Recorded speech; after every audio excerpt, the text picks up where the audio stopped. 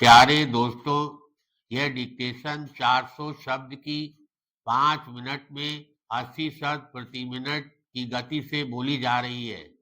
Ready start करते ही dictation शुरू हो जाएगी। Ready start. अध्यक्ष महोदय, मैं आपका बहुत आभारी हूँ कि आपने मुझे इस अवसर पर सदन में बोलने का अवसर दिया है।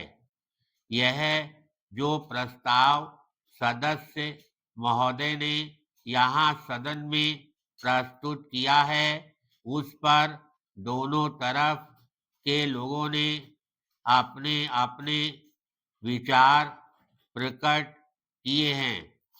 मुझे बहुत खुशी है कि आज दोनों तरफ के लोगों ने एक ही आवाज में इस प्रस्ताव का समर्थन किया है। शायद यह पहला अवसर है जब इस प्रस्ताव पर सभी सदस्यों ने अपनी सहमति प्रकट की है।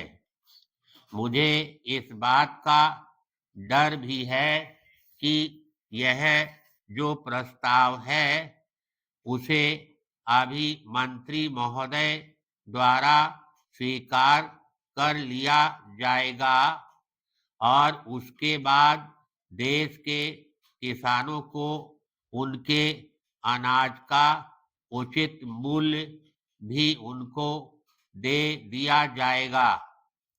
कुछ दिनों के बाद हम में से कई सदस्य आपत्ति करेंगे कि अनाज के भाव बढ़ गए हैं और देश की आम जनता परेशान है, इसलिए कीमतों को कम किया जाना चाहिए।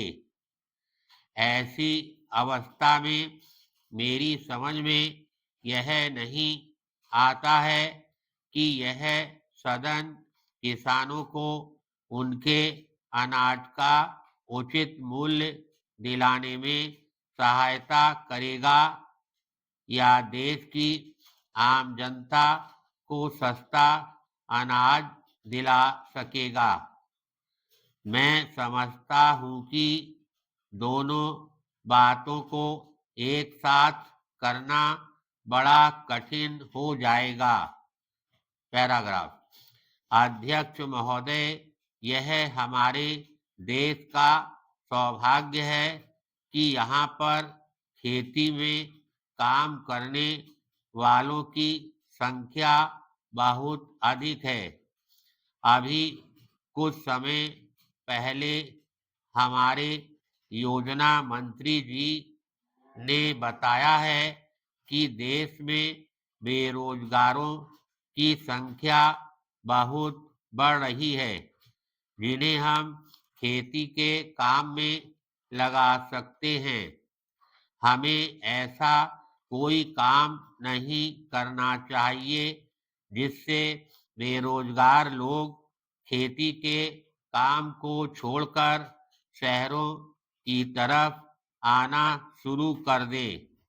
मंत्री महोदय का कहने का अर्थ यह है कि हमें खेती में काम करने वाले किसानों को अधिक से अधिक सुविधाएं देनी होंगी, जिससे वे अच्छी तरह से अपने परिवार का पालन कर सकें और अपने बच्चों को भी पढ़ा सकें।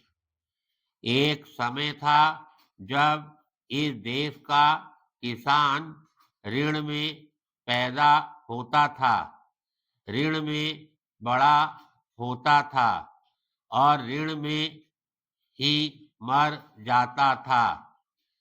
आज वह स्थिति नहीं रही।